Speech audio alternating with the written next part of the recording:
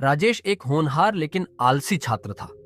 वह हमेशा कहता, कल कर लूंगा, लेकिन वह कल कभी नहीं आता था। परीक्षा नजदीक थी, लेकिन वह मोबाइल पर समय बिताता, दोस्तों के साथ गप्पे मारता और सोचता कि अभी तो बहुत समय है। एक दिन उसके दादाजी ने उसे पास बुलाया और एक पुरानी घड़ी दी। वह घड़ी बहुत पुरानी थी, लेकिन अब भी सही समय दिखा रही थी। दादाजी ने मुस्कुराते हुए कहा, बेटा, यह सिर्फ घड़ी नहीं है, यह जीवन का सबसे बड़ा सबक है। राजेश ने आश्चर्य से पूछा, कैसे दादाजी? दादाजी ने कहा, हर सेकंड, हर मिनट जो यह घड़ी दिखा रही है वह कभी वापस नहीं आएगा। अगर तुम इसे सही तरीके से उपयोग नहीं करोगे तो जीवन में हमेशा पछतावा रहेगा। राजेश सोच में पड़ गया। उसने अपनी जिंदगी पर नजर डाली। अभी तक उसने कितने मौके गंवाए थे। उसने दादाजी से पूछा, तो मैं अपने समय का सही उपयोग कैसे करूं? दादाजी ने उसे समय प्रबंधन के 5 आसान और प्रभावी तरीके बताए। प्राथमिकता तय करो, हर दिन जरूरी और गैर जरूरी कामों की सूची बनाओ। पहले वह काम करो जो सबसे महत्वपूर्ण है। समय की सीमा तय करो, हर काम के लिए एक निश्चित समय निर्धारित करो ताकि तुम ध्यान भटकाए बिना उसे पूरा कर सको। आलस्य छोड़ो और अब भी करो।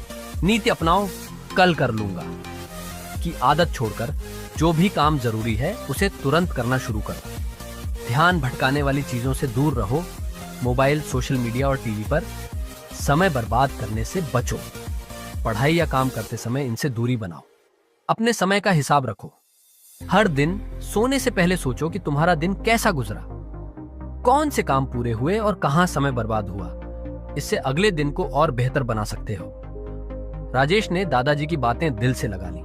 अब वह हर दिन की योजना बनाता, अपने समय का सही उपयोग करता और आलस्य छोड़कर मेहनत करने लगा। कुछ ही महीनों में उसकी पढ़ाई में सुधार आने लगा और वह पहले से ज्यादा खुश और आत्मविश्वासी महसूस करने लगा।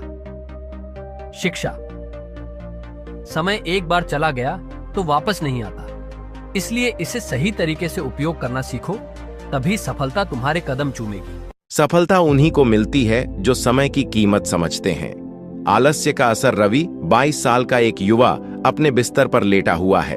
उसका अलार्म 6 बजे बजता है, लेकिन वह सिर्फ 5 मिनट और कहकर फिर से सो जाता है। 2 घंटे बाद वह घबराकर उठता है और देखता है कि उसकी क्लास छूट गई है। रवि की तरह क्या आप भी सिर्फ 5 मिनट और वाले जाल में फंस जाते हैं? क्या आलस्य आपकी सफलता के रास्ते में रोड़ा बन रहा है? आलस्य के कारण रवि दिन भर फोन स्क्रॉल करता रहता है, हर चीज को कल करेंगे कहकर टालता है। वह अपने काम को शुरू करने से पहले ही थकान महसूस करने लगता है। आलस्य किसी भी इंसान का सबसे बड़ा दुश्मन है, लेकिन यह होता क्यों है? वजह साफ है, बिना लक्ष्य के जीना, गलत आदतें और आत्मनियंत्रण की कमी। पहला कदम, लक्ष्य तय करें। रवि एक दिन खुद को आईने में देखता है और सोचता है, अगर मैं ऐसे ही जिंदगी बिताता रहा तो क्या सच में अपने सपनों को हासिल कर पाऊंगा? वह अपनी डायरी निकालता है और अपने लक्ष्य लिखता है। हर दिन सुबह 6 बजे उठूंगा, पढ़ाई करूंगा, फिटनेस पर ध्यान दूंगा और अपने सपने को साकार करूंगा। अगर आप आलस्य को हराना चाहते हैं तो सबसे पहले अपने जीवन का एक मजबूत लक्ष्य तय करें। जब आपके पास एक स्पष्ट लक्ष्य होगा तो आपका दिमाग भी एक्टिव रहेगा और आप आलस्य को छोड़कर काम में जुट जाएंगे। आदतें बदलें। रवि अब सुबह जल्दी उठता है, फोन पर समय बर्बाद करने की बजाय किताबें पढ़ता है और अपनी दिनचर्या को सही करता है। आपकी छोटी छोटी आदतें ही आपकी जिंदगी बदल सकती हैं। सुबह जल्दी उठें, एक्सरसाइज करें, सही समय पर खाएं और सोशल मीडिया पर कम से कम समय बिताएं। छोटे लक्ष्य रखें। रवि पहले दिन बहुत ज्यादा पढ़ने की कोशिश करता है, लेकिन बोर हो जाता है। अगले दिन वह छोटे छोटे टास्क सेट करता है। आज सिर्फ 30 मिनट पढ़ूंगा, फिर ब्रेक लूंगा। अब वह ज्यादा फोकस्ड महसूस करता है। अगर आप बड़े बदलाव की कोशिश करेंगे तो जल्दी थक जाएंगे, इसलिए छोटे छोटे बदलाव करें। हर दिन सिर्फ 1% बेहतर बनने की कोशिश करें। धीरे धीरे आपका आलस्य खत्म हो जाएगा। खुद को पुरस्कृत करें। रवि हर टास्क पूरा करने के बाद खुद को एक छोटा इनाम देता है। अगर मैं 2 घंटे फोकस से पढ़ूंगा तो अपनी पसंदीदा वेब सीरीज का एक एपिसोड देखूंगा। अब वह ज्यादा मोटिवेटेड महसूस करता है। अगर आप खुद को छोटे छोटे इनाम देंगे तो आपका दिमाग प्रेरित रहेगा और आलस्य धीरे धीरे खत्म हो जाएगा।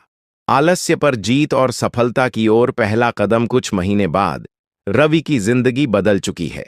वह फिट दिखता है, उसका आत्मविश्वास बढ़ गया है और वह अपनी पढ़ाई और करियर पर पूरा ध्यान दे रहा है।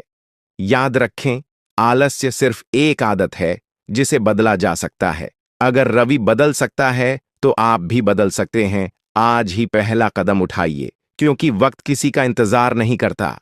जिंदगी में जीतने के लिए हारना जरूरी है। बहुत समय पहले की बात है। एक छोटा सा गांव था, हरियाली से घिरा, शांत और सुकून देने वाला। उसी गांव में एक लड़का रहता था, अर्जुन। अर्जुन बचपन से ही बड़ा सपना देखने वाला बच्चा था। वह चाहता था कि एक दिन उसका नाम पूरे देश में लिया जाए, पर उसके जीवन का सफर आसान नहीं था। अर्जुन को खेलों में गहरी दिलचस्पी थी, खासकर दौड़ने में। उसका सपना था कि वह एक दिन राष्ट्रीय स्तर का धावक बने। गांव के छोटे से मैदान से उसने अपनी दौड़ की शुरुआत की थी, बिना जूतों के, धूल भरी जमीन पर। लेकिन हौसले इतने ऊंचे थे कि उसे कभी अपनी परिस्थितियों से शिकायत नहीं रही। एक दिन गांव में एक बड़ी दौड़ का आयोजन हुआ, जिसमें जिले भर से बच्चे आए थे। अर्जुन ने भी भाग लिया।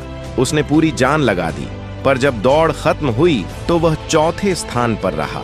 जीतने वाला पुरस्कार बस पहले 3 विजेताओं को दिया जाना था। अर्जुन की आंखों में आंसू आ गए।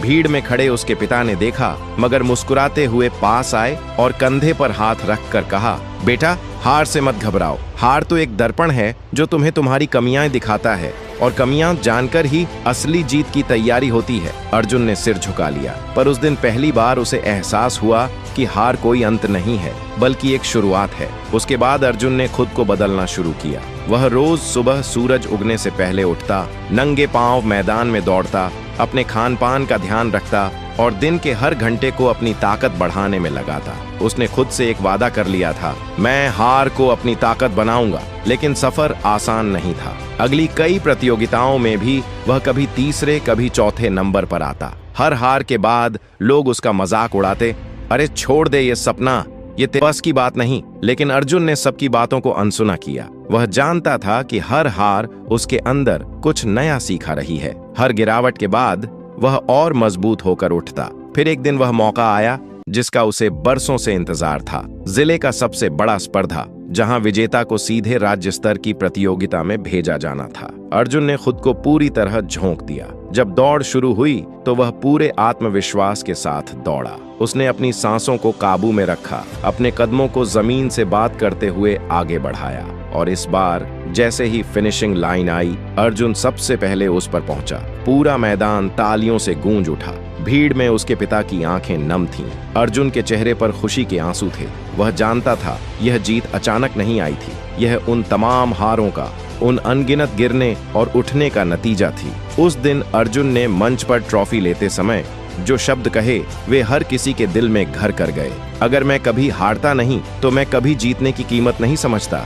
जिंदगी में जीतने के लिए हारना जरूरी है, क्योंकि हार ही हमें हमारी असली ताकत दिखाती है। हार से डरना नहीं चाहिए। हार एक सबक है, एक मौका है खुद को सुधारने का, निखारने का। जो लोग हार से घबराकर बैठ जाते हैं वे कभी आगे नहीं बढ़ते, लेकिन जो हार को गले लगाकर फिर से खड़े होते हैं वही इतिहास बनाते हैं। जीवन में याद रखो, हर हार तुम्हें थोड़ा और नजदीक लाती है तुम्हारी सबसे बड़ी जीत के।